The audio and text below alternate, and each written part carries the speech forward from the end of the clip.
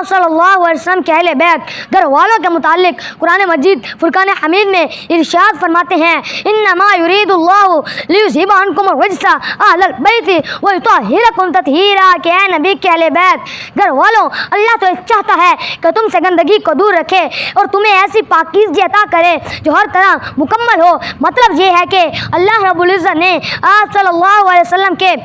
اہل بیت کو، آپ صلی اللہ علیہ وسلم کے گھر والوں کو یہ اعزاز بخشا ہے کہ قیامت تک اپنے زندہ جاوید کلام یعنی قرآن مجید فرقان حمید میں ان کا ذکر خیر فرمایا اور ان کے تقوی و طہارت کی گواہی دی۔ نحمدہ ونصلی علی رسولہ الکریم، اما بعد فاعوذ باللہ من الشیطان الرجیم، بسم اللہ الرحمن الرحیم۔ انما یرید اللہ لیذھب عنکم الرجس اہل البیت ویطہرکم تطہیرا، صدق اللہ العظیم۔ وقال النبی صلی اللہ علیہ وسلم واللہ لا يدخل قلب رجل الایمان حتی یحبہم للہ ولقرابتہم منی، رب اشرح لی صدری ویسر لی امری واحلل عقدۃ من لسانی یفقہوا قولی، رب زدنی علما رب زدنی علما رب زدنی علما۔ اللہم صلی علی محمد وعلی آل محمد کما صلیت علی ابراہیم وعلی آل ابراہیم انک حمید مجید۔ اللہم بارک علی محمد وعلی آل محمد کما بارکت علی ابراہیم وعلی آل ابراہیم انک حمید مجید۔ میں اہل بیت کا نوکر، میں نوکر ہوں صحابہ کا، میں اہل بیت کا نوکر، میں نوکر ہوں صحابہ کا۔ یہ جنتی لوگ ہیں سارے، عقیدہ ہر مسلمان کا۔ حاضرین مجلس، شرکائے محفل اور آج کی اس مجلس کے روح رواں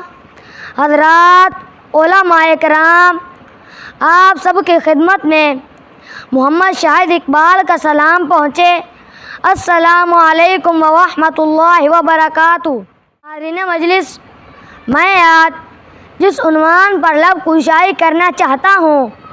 وہ ہے عظمت اہل بیت۔ حاضرین مجلس، اللہ رب العزت نے جیسے جناب رسول اللہ صلی اللہ علیہ وسلم کو سارے انبیاء کا سردار بنایا اور ساری انسانیت کا سردار بنایا، اولین اور آخرین کی سرداری عطا فرمائی، اسی طرح اللہ رب العزت نے آپ صلی اللہ علیہ وسلم کو، آپ صلی اللہ علیہ وسلم کے گھر کو، آپ صلی اللہ علیہ وسلم کے خاندان کو سب سے اعلیٰ خاندان بنایا، سب سے اعلیٰ گھرانہ بنایا، سب سے اعلیٰ نسل بنایا۔ اللہ رب العزت نے آپ صلی اللہ علیہ وسلم کی نسل کو تمام نسلوں سے اعلیٰ اور افضل بنایا، آپ صلی اللہ علیہ وسلم کی نسب کو سب سے افضل نسب بنایا، آپ صلی اللہ علیہ وسلم کی اولاد کو بھی سب سے اعلیٰ نسب، سب سے اعلیٰ حسب اور سب سے اعلیٰ خاندان بنایا۔ اور آپ صلی اللہ علیہ وسلم نے فرمایا کہ لوگوں کا نسب چلتا ہے بیٹوں کے ذریعے اور میرا نسب، میری نسل اور میری اولاد چلے گی جناب حضرت فاطمہ رضی اللہ تعالیٰ عنہ سے اور ان کی نسل سے۔ اور فرمایا کہ قیامت والے دن ہر نسب، ہر تعلق ختم ہو جائے گا سوائے میرے نسب اور تعلق کے۔ میرا تعلق اور رشتہ قیامت والے دن بھی قائم رہے گا اور نفع بخش ثابت ہوگا۔ اور ایک موقع پر آپ صلی اللہ علیہ وسلم نے ارشاد فرمایا کہ جس نے میری اولاد پر احسان کیا اور اس محسن کے احسان کا بدلہ دینے پر قادر نہ ہو سکی تو اس احسان کرنے والے کا احسان کا بدلہ بروز قیامت میں خود دوں گا۔ بہرحال اللہ رب العزت آپ صلی اللہ علیہ وسلم کے اہل بیت گھر والوں کے متعلق قرآن مجید فرقان حمید میں ارشاد فرماتے ہیں انما یرید اللہ لیذھب عنکم الرجس اہل البیت ویطہرکم تطہیرا کہ اے نبی کے اہل بیت گھر والوں، اللہ تو چاہتا ہے کہ تم سے گندگی کو دور رکھے اور تمہیں ایسی پاکیزگی عطا کرے جو ہر طرح مکمل ہو۔ مطلب یہ ہے کہ اللہ رب العزت نے آپ صلی اللہ علیہ وسلم کے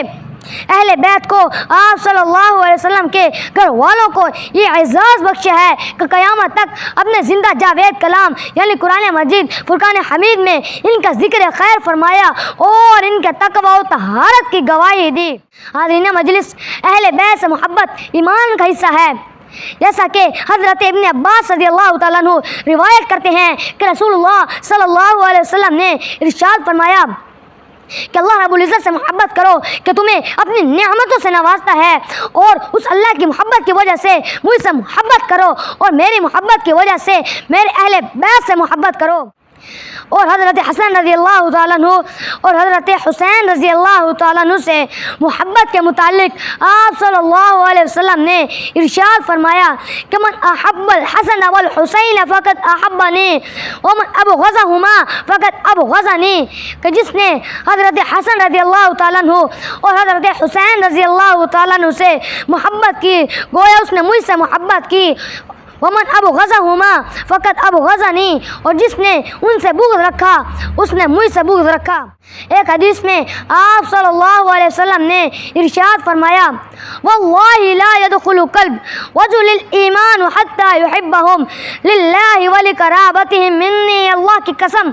کسی آدمی کے دل میں اس وقت تک ایمان داخل نہیں ہو سکتا جب تک وہ میرے اہل بیت سے اللہ کی خاطر اور میری ان سے رشتہ داری کی وجہ سے ان سے محبت نہ کرے۔ میرے دل میں محبت ہے